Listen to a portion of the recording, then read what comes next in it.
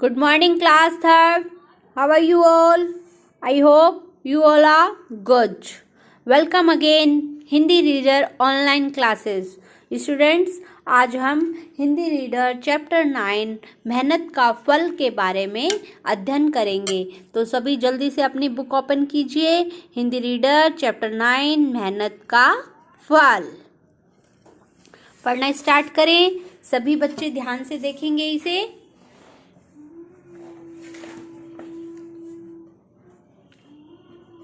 और ध्यान से पढ़ेंगे. सोनपुर नाम का एक छोटा सा गांव था. वहाँ दीनानाथ नाम का एक किसान रहता था. कौन रहता था? दीनानाथ नाम का एक किसान रहता था. किसान बड़ा मेहनती था, परंतु उसके तीनों बड़े बेटे ही आलसी, कामचोर और झगड़ालू थे. कैसे थे? आलसी, कामचोर और झगड़ालू.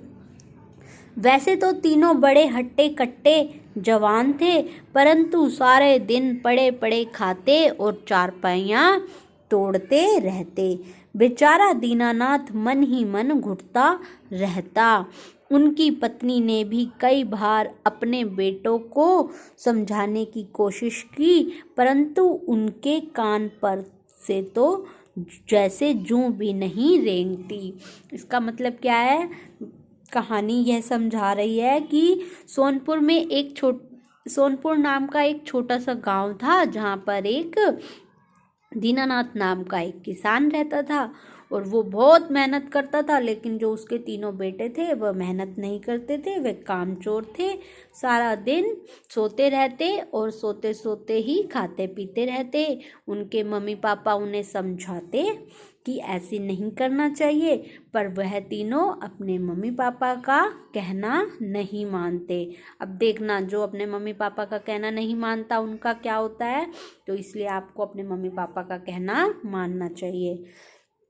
बेटों की इस हालत का जिम्मेदार बेचारा दीनानाथ अपने आप को समझता था. धीरे धीरे इसी चिंता में घुलते घुलते दीनानाथ कैसा हो गया? बीमार पड़ गया. अब वह खेती करने लायक भी नहीं रहे. तो वह क्या हो गया? उनकी चिंता में रहता और वह बीमार हो गया और उससे अब काम भी नहीं होता. वैद्य की दवाइयाँ भी अब काम नहीं कर रही थी, परंतु तीनों भाइयों ने तो जैसे काम न करने की कसम ही खा रखी थी. उन्होंने सोचा कि कुछ भी हो जाए हम तो काम करेंगे नहीं, क्योंकि वह तीनों कैसे थे? आलसी थे, कामचोर थे, झगड़ा करते रहते थे. अब तो दीनानाथ का अंतिम समय भी आ गया. उसने बेटों को अपने पास बुलाया और कहा कि उसका अंतिम समय अब निकट है. अब वह अपने मन की बात अपने बेटों से कह देना चाहता है. उसने अपने बेटों को बुलाया और उन्होंने कहा, मैं अब जाने वाला हूँ, तो मेरे मन की बात सुनो. तीनों बेटे बड़ी उत्सुकता से पिता की ओर देखने लगे और बेचैन होने लगे. दीनानाथ ने तीनों बेटों से कहा कि उसने तीनों बेटों के भविष्य के लिए खेतों में खजाना छिपा रखा है. उसकी मृत्यु के बाद वे उस खजाने को निकालकर आपस में बांट लें.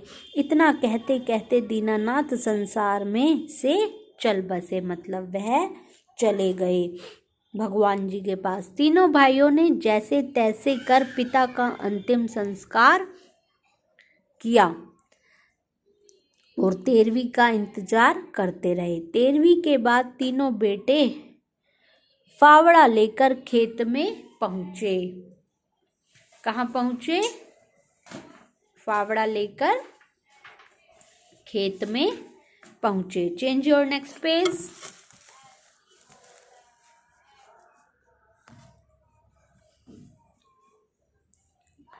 और खेत खोदने लगे.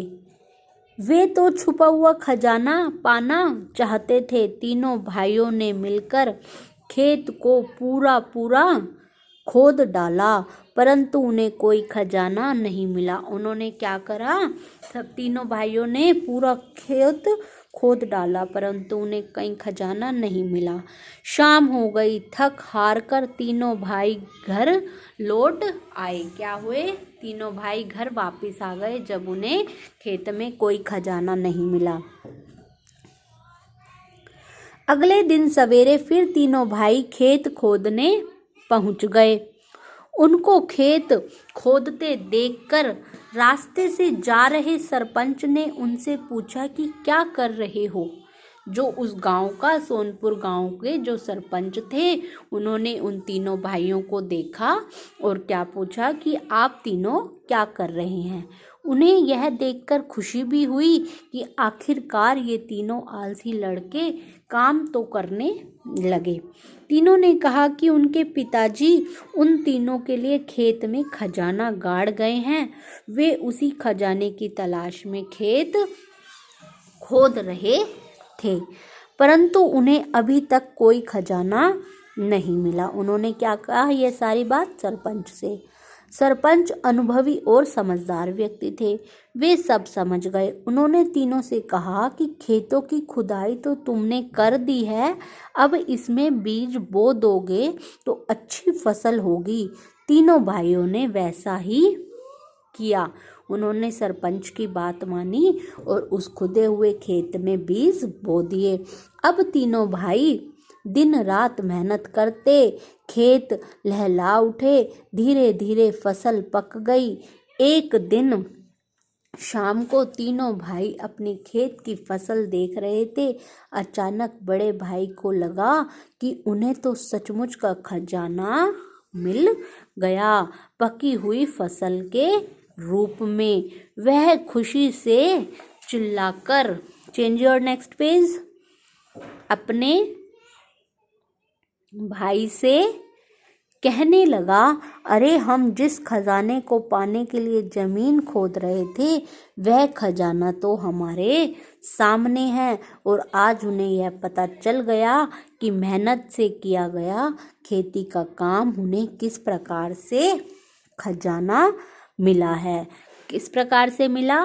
मेहनत का फल हमेशा कैसा होता है? मीठा होता है। उन्होंने खेत खोदा, मेहनत करी और उन्हें क्या मिला? फसल। फसल को उन्होंने बेचा तो उन्हें क्या मिला? पैसे मिले, खाने को अन्न मिला ना, तो वो क्या हुए? बहुत अमीर हो गए। अब तीनों भाई बड़े प्रसन्न थे। उन्होंने फसल की कटाई की और बाजार में बेचकर बहुत धन कमाया। इस तरह से तीनों बेटे अपनी मेहनत से खेती करके सुख संपत्ति के अधिकारी बने। इसे कहते हैं मेहनत का फल मीठा होता है। कैसा होता है मेहनत का फल? मीठा। मेहनत, इस कहानी से क्या शिक्षा मिलती है? मेहनत के बल पर मनुष्य सारे सुख और संपत्ति पा सकता है। अतः मनुष्य को लगन से मेहनत करनी चाहिए। हमें कैसा नहीं बनना चाहिए? आलसी, कामचोर, झगड़ालू नहीं बनना चाहिए। जब वह तीनों भाई आलसी झगड़ालू थे तो सब उन्हें लड़ते थे ना, लेकिन वो किसी का कहना नहीं मानते थे। जब उन्होंने कहना माना तो देखो वह कितने खुश हो गए और कितने पैसे आए उनके पास और सब सुख सुखी पूर्वक रहने लगे। इसलिए हमेशा हमें मेहनत करनी चाहिए, आलसी नहीं बनना चाहिए। Okay, chapter complete. शब्दार्थ पढ़ेंगे अब हम। शब्दार्थ आप अपनी नोटबुक में नीट एंड क्लीन वॉक करेंगे। हट्टे कट्टे मतलब स्वस्थ। खजाना धन का ढेर मतलब बहुत सारा पैसा। प्रसन्नचित्त मतलब खुशी खुशी। बेरन अनाज जो बीज के रूप में प्रयोग हो। बुवाई बोने का समय, बोने का समय। ये क्या हुए? शब्दार्थ।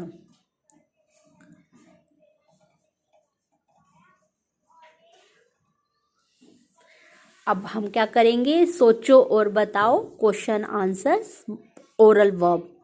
तीनों भाई कैसे थे? तीनों भाई कामचोर, आलसी और झगड़ालू थे। क्या तीनों भाइयों को खजाना मिला?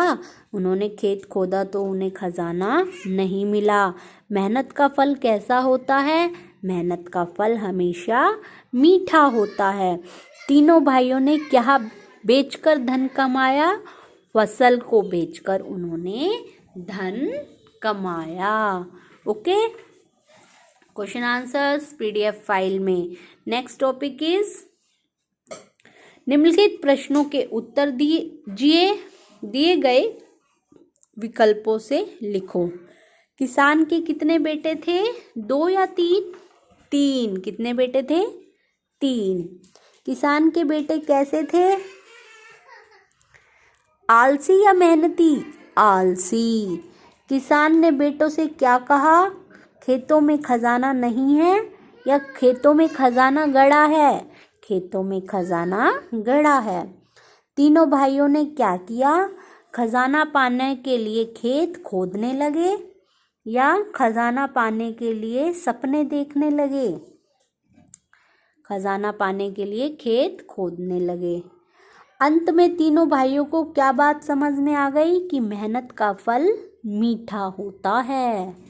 Okay, now next one is सही उत्तर चुनकर निशान लगाइए।